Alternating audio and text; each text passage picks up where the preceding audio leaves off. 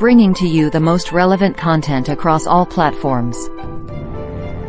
Business, legal, politics, health, lifestyle, and entertainment. Your source for all the news and updates in the greater Houston community from Texas and all over the world. Get informed and empowered with Lawin Media Network.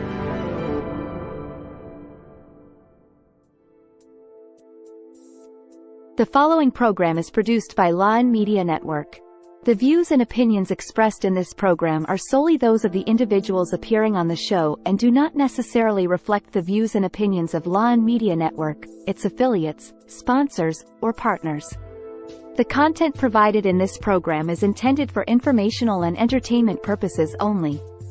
Lawin Media Network does not guarantee the accuracy, completeness, or timeliness of the information.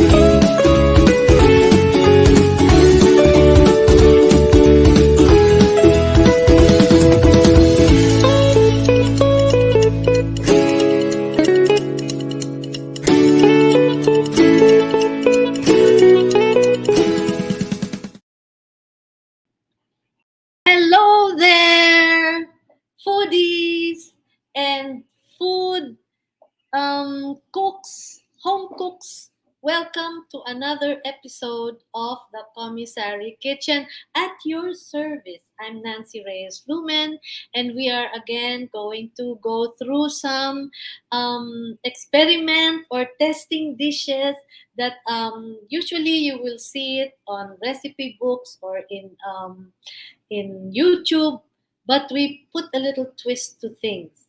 And I hope you enjoyed this episode. We are doing episode G. And there will be gnocchi. And we will be doing a galunggong dish in adobo. And we will end with not a dish, but a drink. It is a drink or a soup. It's called GAZPACHO. So please stay with me and give me your comments. I'm not saying I know everything. In fact, I want to learn from you. And I'll be very happy to accept any of the feedback that you will give. Peace, man. Thank you.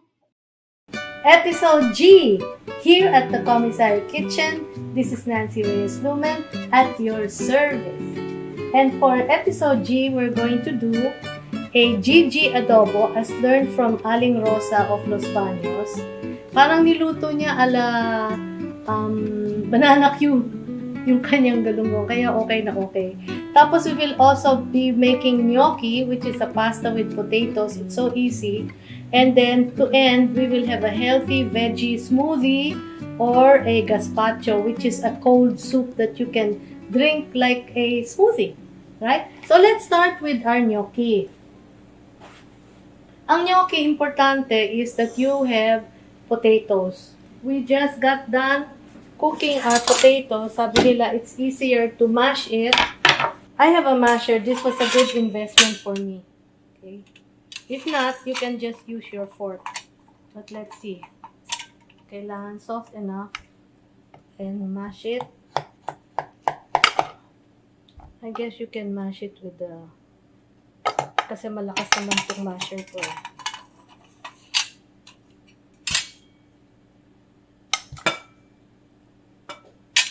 See kung kaya ng power ko. So, gnocchi is composed of potatoes, flour, and egg.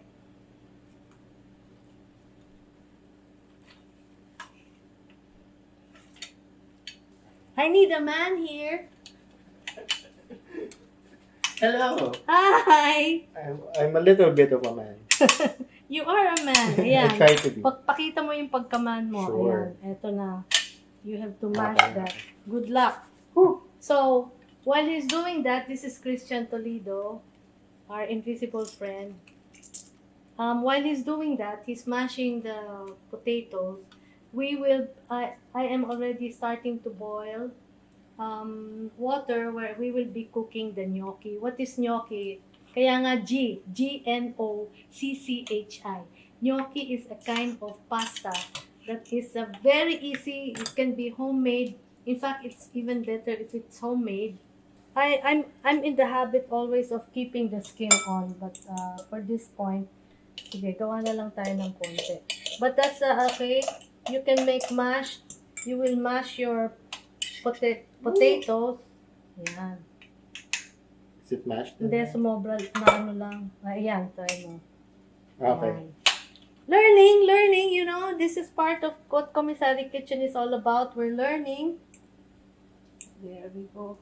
So actually, it's easy to mash when the potatoes are warm. Alam mo, yan ang importante sa inyong mga kabataan, you know. Alam ko. Na tumutulong dun sa mga may mga edad.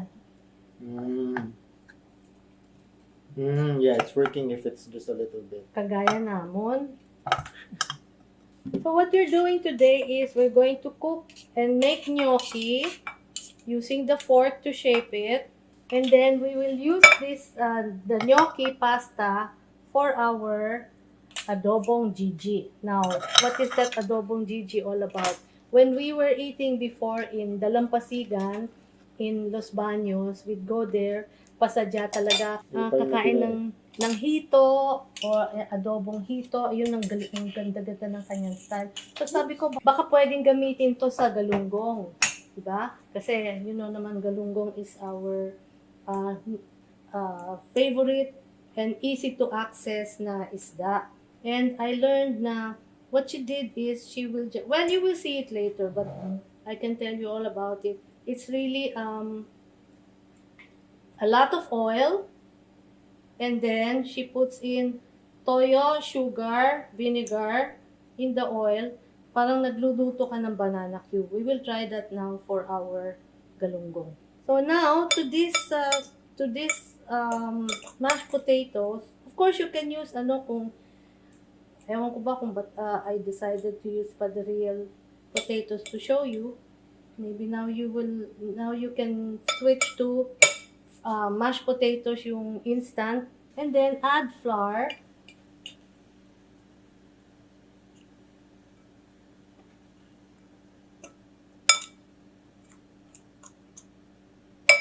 We'll make it into a dough. And 1 egg.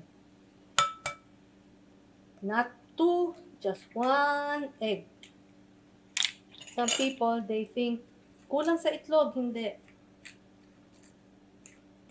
Kasi the more egg you have, the more potatoes and flour you will need. Because we have to put this into a shape. Alam mo yung sabi nila, the shape is pillowcase or little ribbed ovals. So just make sure that your flour and your eggs are incorporated. And we'll be treating it like it was a dough.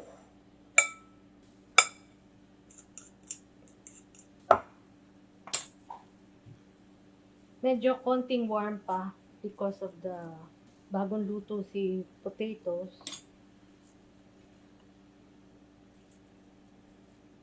You see, the more eggs you put in by ratio, the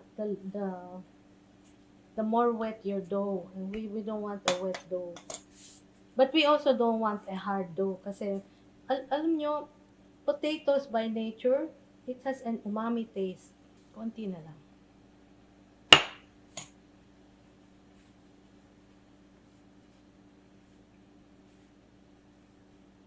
And when you're kneading, use this, not your fingertips. Para hindi masyadong maano yung pressure.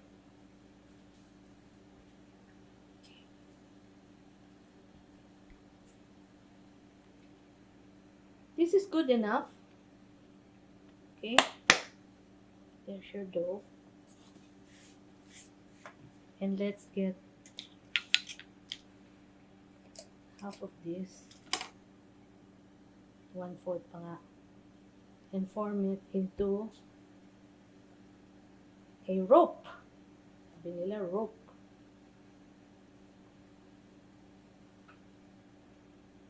Bising-busy na yung ating water.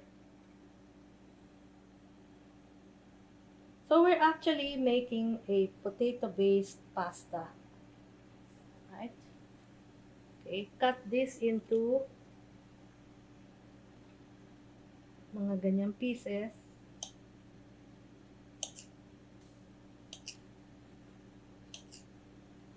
Do you know this is a good exercise for children to learn? Okay. So, form it into a ball and then run it through, force it through the fork so that you get that kind of texture. Diba? Kita nyo? Ayan. Ayan.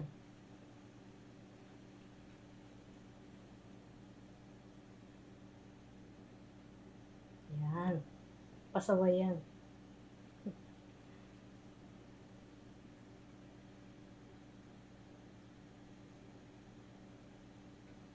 Yun. So, you know, this is like a friendship dish, meaning, pwede nyong gawin as a barkada, diba? Have fun, pagtawanan nyo yung mga ginawa yung mga gnocchi. You know what the word gnocchi stands for? Pusod. Yun ang word na Italian for gnocchi. So, what you do is you really just press it on the fork.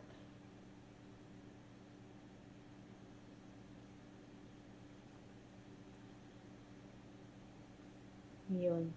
When we taught these two kids in Manila, una muna, nagkakahiyaan, nagkakaparamdaman sila.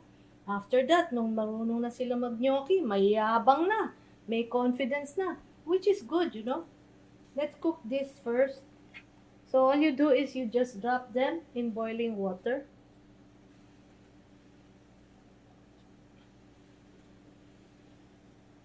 Others prefer to boil it first and then they will fry it. So once it floats, it's okay. It's ready. We will put it here and we will make a sauce. And after we make our adobong GG, that will be our sauce. Gnocchi, pusod. Ay, yung iba, they just do it this way. They just form it into they just pinch the middle part. Make it into a square, then they just pinch the middle part.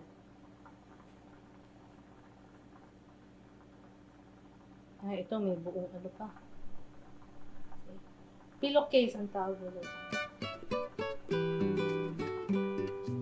So when we come back, we will have some cooked gnocchi ready as the pasta, and we will make a sauce for it, an adobo sauce to go with our adobong GG. Adobong GG in episode G. We have already started with our gnocchi. Ito. And we will use that as our pasta base for cooking our adobong GG. Alam nyo naman, ang GG stands for galunggong, which is ayan ang ginagamit nilang political tape measure pag merong tumatakbo na presidente, vice president. Ganito po kamahal ang GG ngayon. Nung panahon ko, masyadong mura. Ngayon, ang ginagamit din, bigas. So, you know, naging kilala natin ang GG. So, GG is a round scad or scad. And dito, when you want to look for GG, they don't know what GG is or galunggong. Just say scad. And, you know, it comes out frozen, but sometimes it's not really good quality frozen. So I had to buy frozen just to see, because most of us will be buying frozen if you are in a hurry to cook. What I'm going to do is I'm just going to binutterfly ko to. And by the way, when you're processing or cleaning or dressing fish, make sure that it is make sure that you're using cold water. So, heto na yung ating breading. I will bread this.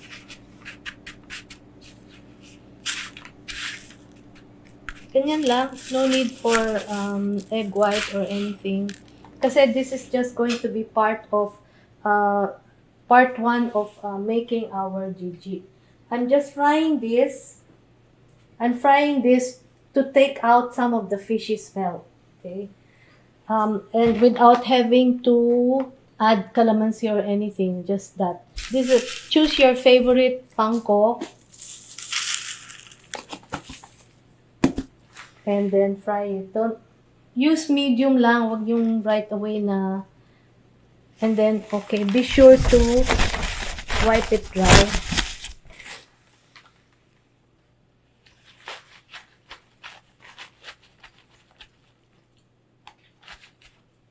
Okay, and then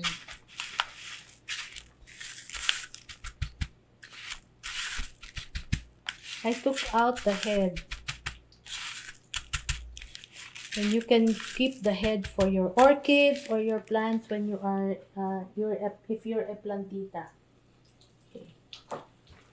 So here, take out again the basa.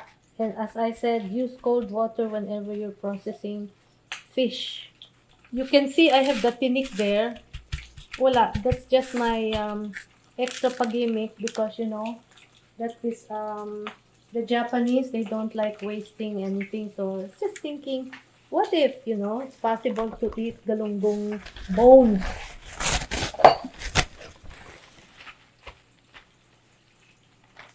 Kasi protein pa rin to eh. Diba? This is just a trial. That's why we are in Commissary kitchen, to learn things. Out of the box, in the box, and just to experiment. In other words, this is expansive cooking. Hindi yung by the recipe. We always try to have something innovative to add to what is already there. Okay? We know that the recipes are already good, but what if you can do more from it? That's what Commissary Kitchen is all about. So, I am now going to clean this up, and we will cook our galunggong after it has browned into a simple adobo. Hello there! I'm so happy to have a guest on board, and she's none other than Maridel Mengito Anama. Thank you for being here. And hi! Yeah, she calls me the adobo queen, but I call her the icing queen, because if you remember, in the 60s, or I think even the 50s, in Manila, near UN Avenue, and then again, so many years after in Mandaluyong, we had the Rolling Pin Bake Shop. I don't know if you're old enough to remember that, but that was the best cake that I would ever wish when I was young. And even until my teenage years, I would look for that cake. And Maridel would be there. She already mastered how to do the clown icing decor. Anyway, Maridel, how are you? Um, uh, innovation is great. Okay, thank you. But she gave me another name for galunggong, but actually I checked it. It's also called scad. It's a scad, not differentiated from the mackerel. But I'll tell you more about this. But to your research, you said it's called cigar minnow. But let me give you a comment first about galunggong and other fish that are medyo elongated. Okay, our lolas would tell us, ay nako, those fish that are mahaba, madugo, they are malansa. Which, our lolas are right. Why? Because these fish, they go by schools. They don't swim alone. So they go by school, so they cannot be left behind. They have to move fast, and when they move fast, the bloodstream, their bloodstream is very active. That's why when you clean galunggong, and one of these days we in taste test, she will show us how to properly clean fish. But galunggong, mackerel, um, tulingan, these are the fast fish that really have a lot of blood. So the best way to do that is to really either to drain it well, wash it, and then when you open the fish and you take out the innards, be sure that every little bit of blood that you see, you wash it in cold water. Right? That's the only way you can take out the lansa. Because what is lansa? Okay, I don't know how to call it in English, because it doesn't only refer to fishiness, because sometimes chicken can also have that when it's not dressed properly. So it's funky, and for fishiness, it's because of blood. Blood, blood, blood has a lot of flavor in any protein, but it also has a smell that is kind of strong. Blood, right? So washing away blood with cold water will help, right? So anyway, Miss Maridel, thank you very much for being. Please stay on board, and we need your comments. And as you said, innovation is great. That's good, because you yourself, I remember, you're very good in innovation, in making the cakes personalized for people, and making your desserts customized for your customers. So that's why they're very happy. They're very happy with her. She's now in Chicago, and doing very well, being a Lola. Okay. So let's continue, and we will have a short segment of practical tips and trivia from Tess. Hello, this is Tess again. Another hack for those pesky fruit flies in your kitchen. It's simple, just use white vinegar,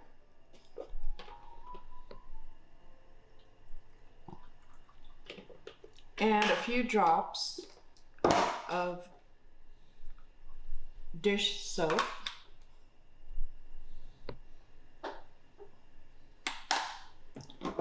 and then mix it to combine. The fruit flies are attracted to the vinegar, and when they fly in, the surface tension made by the dish soap holds them there, and they drown. So goodbye pesky flies.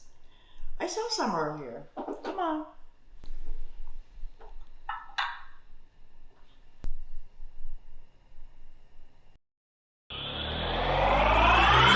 Are you ready for engaging conversations on education, teaching strategies, trends in the classroom? Tune in to Teacher Talk, Live Chikahan, with your hosts, Teacher Cora and Dr. Claire. In each episode, we'll dive into meaningful discussions, share insights, and connect with fellow educators. Don't miss out on the fun and camaraderie. Grab your coffee and join us for some lively Chikahan. Every Saturday, 9 a.m. Central Time, 10 p.m. Philippines. Join us for a captivating new series where Lawin sits down with the trailblazers of the music and entertainment world. Discover the stories behind the faces and voices that shape our culture and community. We will bring you exclusive interviews with industry legends and rising stars. Behind the scenes insights and get a peek into the creative processes and personal journeys. Artists and performers and their upcoming shows and events. Stay tuned for more updates and sneak peeks. Follow us on social media and subscribe to our channel.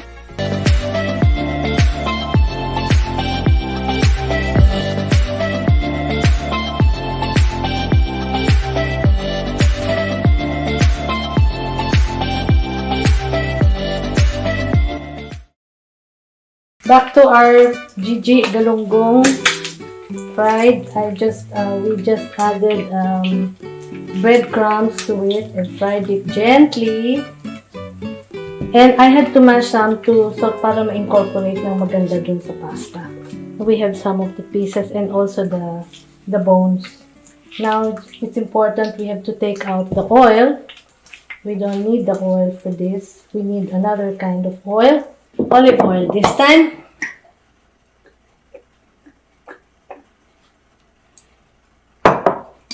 And let's just have some onions. We don't need garlic because we will be using Mamacita's adobo mix.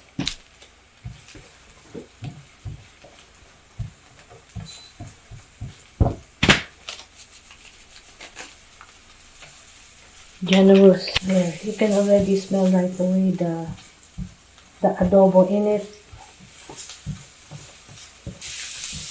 A little more.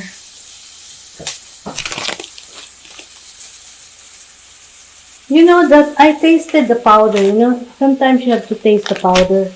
The powder has its salty umami and with a very, very delicate sweetness.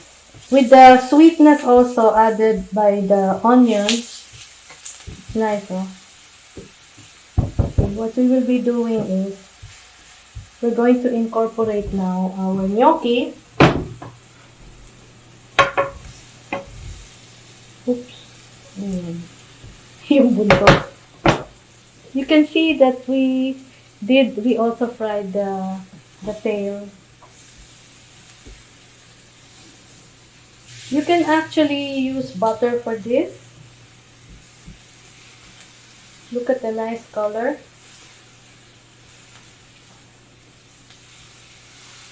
And luto na yung the gnocchi is already cooked, so all you have to do is just color it brown or golden brown.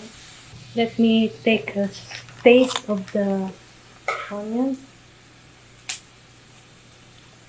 We'll add in the flake galunggong.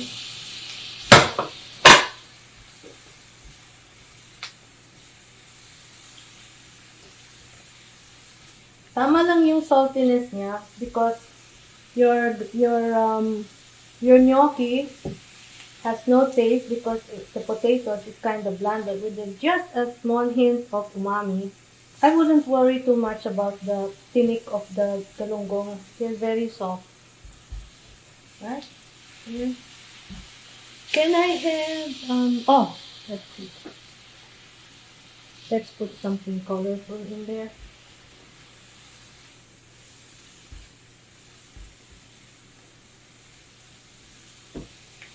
Alam nyo, ang parsley is not just for decoration. Parsley it's a leafy green. So it has vitamin A. It's one of the most popular greens in Middle Eastern cuisine when they even make it into a salad. Tayo, nasa gilid lang ng plato. Tapos hindi pa ginagamit, no? Okay. So this is our base for our pasta. Nice. Diba? Who would think that Gigi will look this good? Actually, if you were hindi ka masyadong takot sa butter, you could have used half butter and half olive oil. Okay, let's put this on top for more. Dalawa lang. There, and then this one just on the side, just to show the Japanese, hey yo, look, oh, we have this. There's our adobong GG. The technique that we used was in oil. You just put the powder right away. What Aling Rosa did was to make a soy sauce, vinegar, sugar, and oyster sauce in oil until it became thick, and then she dunked the fish. But this is now our version. Pretty. Diba? Tasting time. But we're not done yet because we have a, I don't know if it's a soup or a beverage or a smoothie or what. We still have gazpacho. Nako, baka.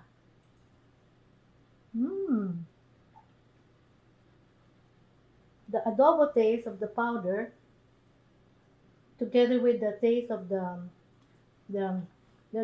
taste of, actually wala na yung fishy taste ng galunggong because we washed it in cold water and then we fried it.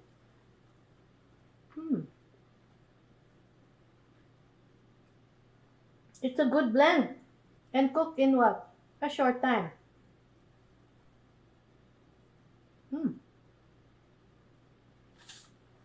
So there's your adobong Gigi with gnocchi, studied by the Commissary Kitchen. And now, for the ending, let's do a cold soup drink. Who would ever think that soup should be cold? Well, it's done in Spain and with a lot of vegetables. So when we're back, you will see how easy it is to make gazpacho.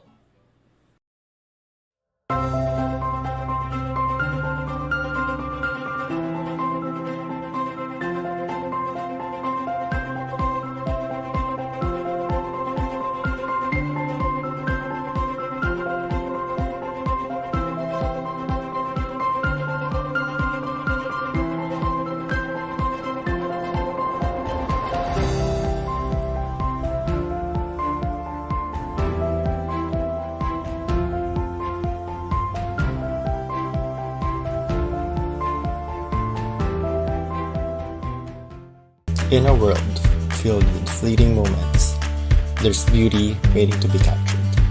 My name is Christian, and I specialize in immortalizing your most precious memories, from elegant weddings to vibrant events and timeless portraits. I'm here to make every moment unforgettable. Let me tell your story through the lens. Contact me today and let's create magic together.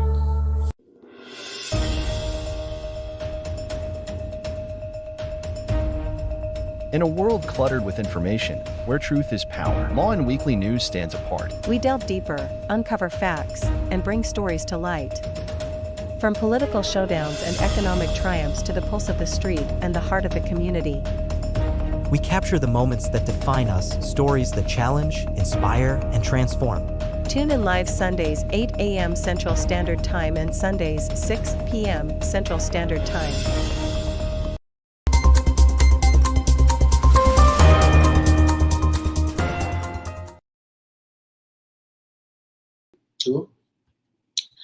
Maridel, hi.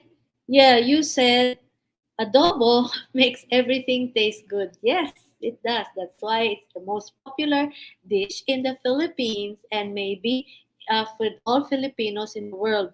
But I learned something from you. You said I cook gizzards and heart with Mamacita adobo mix. So is that like going to be like bopis or no, not really. Yeah, something like bopis, diba? So that can also be with bopis. Yeah, so bopis pwede pala ang adobo mix, no? But they also have the papaitan mix and they have the sisig mix.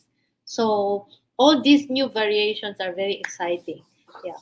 We will be sending you some Mamacita adobo mixes soon. Maridel, thank you for being part of the show and getting on board. You said it's a very interesting combination. Yes, because gnocchi has just potatoes and flour. So it's a good background like rice. Instead of eating galunggong with rice, it would be a nice twist, diba? To have gnocchi and then galunggong here in our G episode. Let's continue with the gazpacho. It's a very good um, anti-body heat drink or soup because it will cool you. And not only that, while you're being cooled with the gazpacho, you're taking in a lot of fiber that's very healthy. In fact, if you could just take every other day, clean up the fridge with all your extra vegetable trimming and make it into gazpacho, it's going to be a very healthy chance for you. Hi, we have another guest, Genevieve Claire Hermoso, who's getting ready to go to Cebu. She's a physical therapist and she's also a good cook herself, and she's a dog mom. Nice, more people who say are online. Yes. And yes, thank you very much for being here with us, Jenny. And Jenny is always the one who gives us a heads up on the latest events that are happening. She has her own, she's also, take note, she's a storyteller and she's making several novels. So she's a writer and she's making stories. So eventually, she said she's making a Christmas story. So if you go to her website, Jen, could you text us your website where they can read your stories? So it's very nice to when it starts getting cold and you're just there with your blanket and your couch and you can start reading her stories. Okay, we'll wait for that so I can announce it. Maridel said cold tomato bisque. Yes. In fact, you can even add um, lobster. I've tried cold lobster bisque and it is very good. And tomatoes. Tomatoes kasi it's like a yin vegetable. It's not yang, it's not mainit, it's a yin vegetable. So it really is cooling to the body, right? Okay, back to Jenny. Amazing Jenny Hermoso. So, sorry. Amazon. Just look in Amazon, go to Amazon and get her stories under the name Jenny, Genie, Hermoso. Yeah. Also, Maridel, if you'd like to promote anything, now's the best time because Lawin Media Network has a very wide global network, not just here in Houston or in the Philippines, but all over the world. Okay, we'll continue now and get on to the cold soup slash drink slash smoothie. Presenting to you gazpacho. We're not ending our episode G until we do our gazpacho. And gazpacho, sometimes if you go to Mexico, you'd see people spooning a vegetable smoothie. And it's strange, but after you have tasted it, it's so good and refreshing, especially pag mainit ang panahon. This is so good, and it's so easy to make. And it is the best thing you can do with all the vegetables you have in your fridge that you want to use up. As long as, the most important thing is that you have your tomatoes. So let's start. There are a lot of ingredients because I have a lot of veggies that I wanted to use. I have cucumber, but yeah, I'll show you a way that some people, they don't like to include the seeds. Siguro takot sila na if they eat the seeds, baka tumubo yung cucumber sa kanila. So this is what you do. When you see the seeds in the middle, all you do is cut the edges and then slice down through to remove the seeds. But personally, I like that. I like the seeds. I like that. It's very refreshing and cooling. And cucumbers are really good for digestion. I also have my bell peppers. I have green, which is a very nice, how would you say that? Fresh taste. Green has a fresher taste. And I have shallots, or you would actually be using red onions, a clove of garlic, and I added jalapeno and some for pampagulo some parsley. Now, for what you can also do is you can add, of course, you will be adding lime, and you can add either breadcrumbs, or you can just use the breadcrumbs to dip. Okay, the breadcrumbs are there to stabilize it so that it will not be too soupy. So I don't know what you call this, a soup or a salad or a watery a vegetable drink or a smoothie, but let's just do it. Together with all these veggies, we will add just a little wine vinegar and maybe a spritz of Worcestershire sauce. And I always like to put heat in food, so we will be putting some chili flakes and of course water. And the most important thing is having a lot of olive oil. So what are you drinking? You're drinking a lot of olive oil. That's very healthy. And then you will have fresh lime and you have all these veggies. So let's start by first add muna natin some of these veggies with water, of course.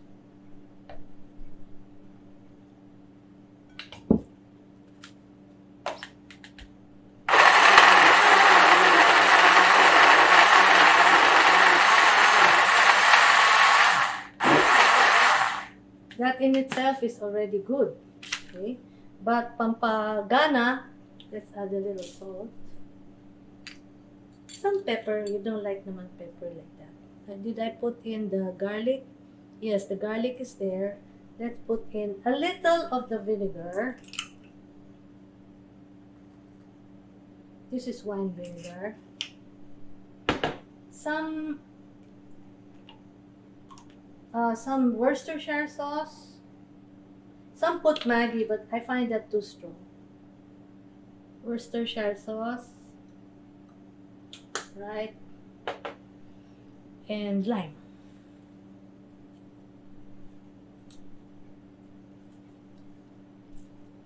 May magtatanong, nilalagyan pa ng sugar? Hindi po nilalagyan ng sugar. This is not meant to be a sweet drink. And lots of olive oil. You can leave some of these as a topping. So either you can serve it, I would be serving it on something like this. It should be clear para maganda tignan. Then let's continue on. And since I'm the only one who will be tasting this, I will use my spoon.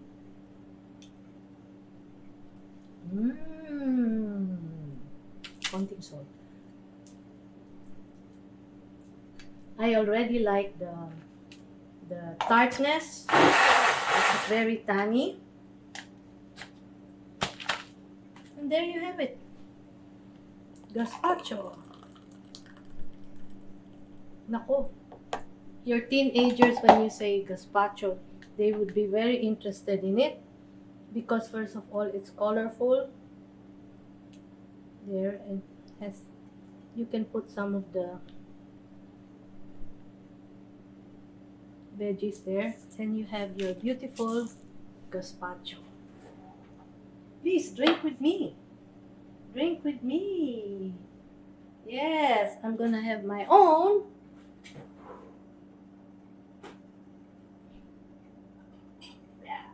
Oh yes, you have to refrigerate this for a bit. And some people, this is what they do. To really make it cold, they would add an ice cube. So to me, I'll add an ice cube, pour it like a soda, and some of this. And I have a beautiful, lovely toast. Gazpacho.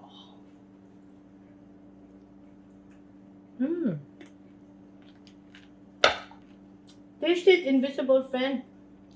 It's good. Very tangy. Hindi ako nababother with the ice in there. Same. You know what? it tastes even better with the ice when it's cold, right? It tastes more fresh. And that is what our, oh, you can even do this.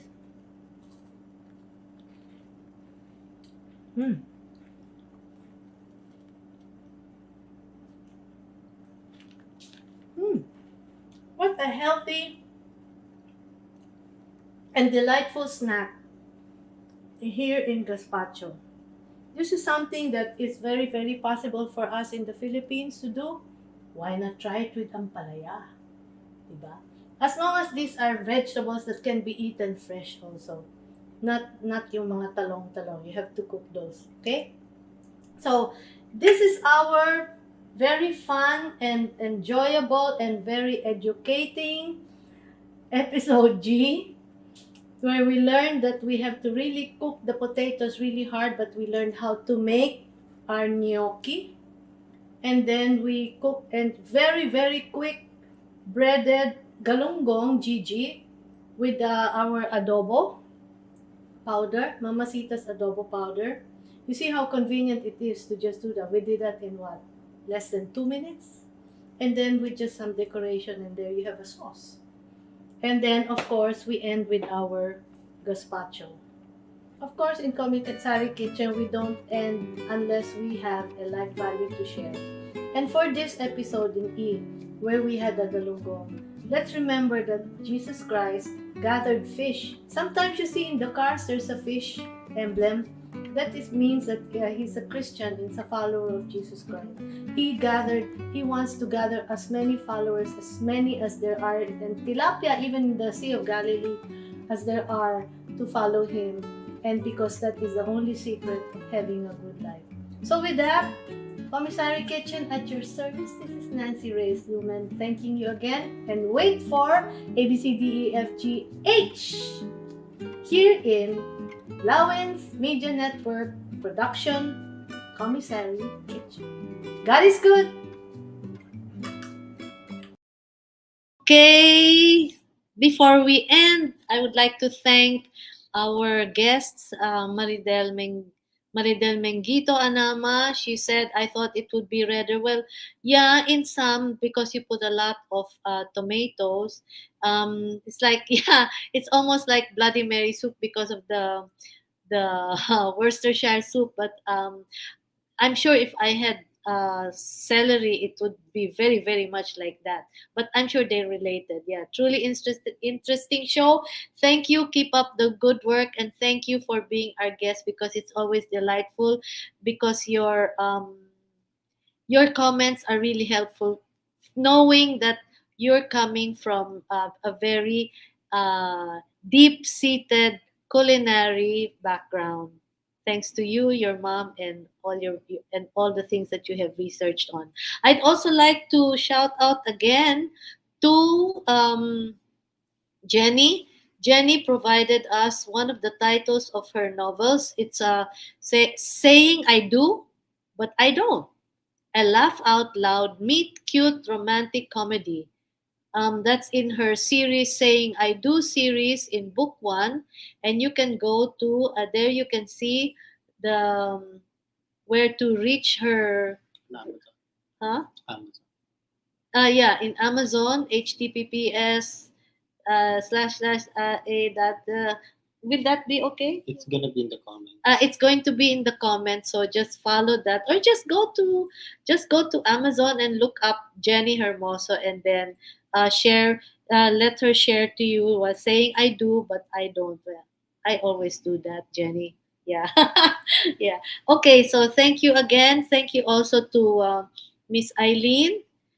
We wish you were here to eat with whatever we cook. As you know, in Commissary Kitchen, whatever comes out of our video and tasted is really the real thing. Okay, good or bad, we need your comments again, especially if we love to learn from you. Again, I have not tasted gazpacho. We will cook that for you, Miss Eileen.